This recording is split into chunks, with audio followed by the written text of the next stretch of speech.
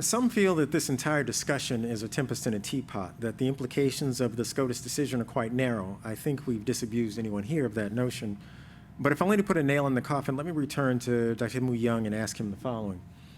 Do you have a response to suggestions made by former Harvard President Larry Summers that affirmative action is only an issue at 100 or so elite colleges with other colleges admitting 40 to 60% of their applicants?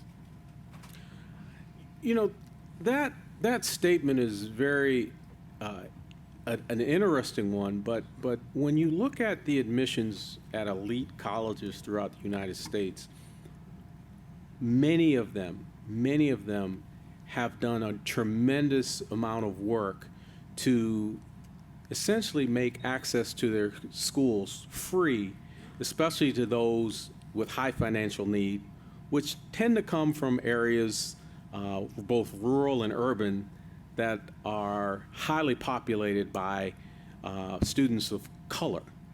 And so,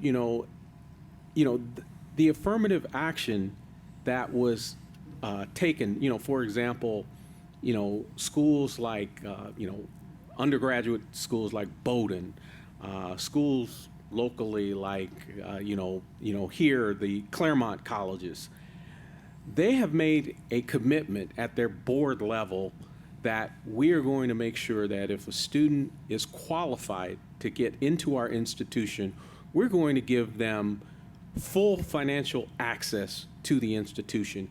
In some cases, they are highly scholarshiped. They have large endowments. In other cases, like in the case of a Rensselaer, what we do is we do tuition discounting. And what that means is that our sticker price is $85,000, but on the average, we're giving students on the tuition portion of it up to 55 to 60% tuition discount. And what we do is we balance that. So the students with the highest need financially, we provide them with. So from a perspective of looking at affirmative action and what Summers said, I think there's a lot of holes in his argument because many institutions, especially those at the private sector, are doing a tremendous job of providing the financial wherewithal.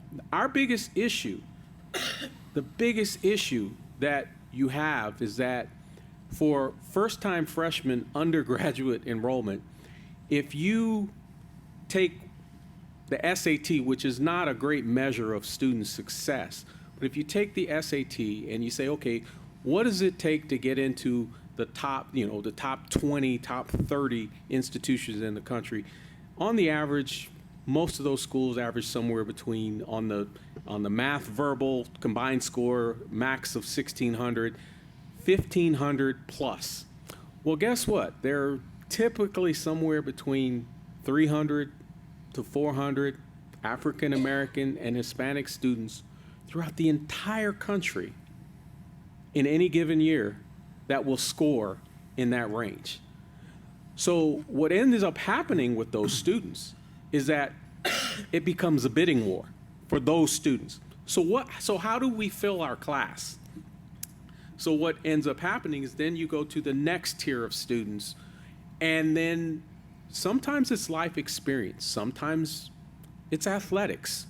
Sometimes they bring a very special skill set. So for example, they may want to be an engineer, but they are an expert violinist.